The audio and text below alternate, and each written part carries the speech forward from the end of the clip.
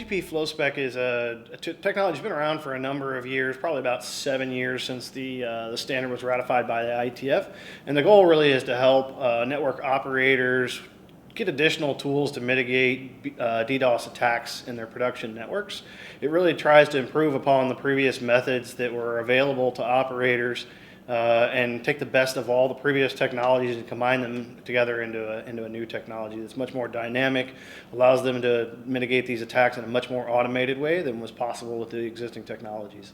The uptake has actually been pretty slow with Flow Spec, to be quite honest. It's been, like I said, it's been around about 7 years or so, and we're just now, in my opinion, from the customers I've talked to, really starting to see an uptake in the adoption rate of the traffic, and so it's been pretty slow, but I think we're starting to get some momentum building now. I think for each customer, for each operator, there are things they like and don't like about Flow Spec. For some of them, some of the tools they had learned to live with, whether they were perfect or not. They had their shortcomings, but they had learned to live with them. Flow Spec, and its being in its kind of a dynamic nature, inherently comes with some risk. I like to say when you automate things, when things are going well, they go well fast. When they go poorly, they go poorly fast. So Flow Spec being kind of a way to automate mitigation, if it's done poorly, could have some pretty negative impacts to networks.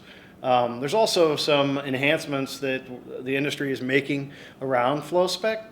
So I think as we start to see some newer features such as support for IPv6, the ability to do IP redirect, a lot of the new functionality that's coming here soon, we'll start to see a lot more customers starting to jump into it because it really solves problems that the original draft or the original standard of Flow Spec didn't solve for them. So I think things like support for IPv6, VRF redirect, IP redirect instead of just VRF redirect, so customers can build themselves a scrubbing center, allows them to basically redirect the traffic into a scrubbing center. They can then buy an appliance that will look at the traffic at an application layer and scrub out the traffic based on the application that's being attacked and allow the legitimate traffic to go on through to the customer and the attack traffic to be dropped. So that type of use case with the scrubbing center was difficult to deploy with the existing standard of Flow Spec, but I think with the new IP redirect standard that's coming,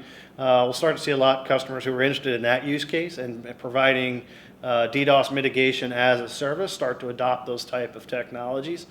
I think just a level of comfort, more people talking about it, more people playing with it, getting it in their labs, starting to deploy it in small areas in their network just to kind of test it out without it being deployed network-wide. I think those type of things will help us see a lot more adoption of the technology.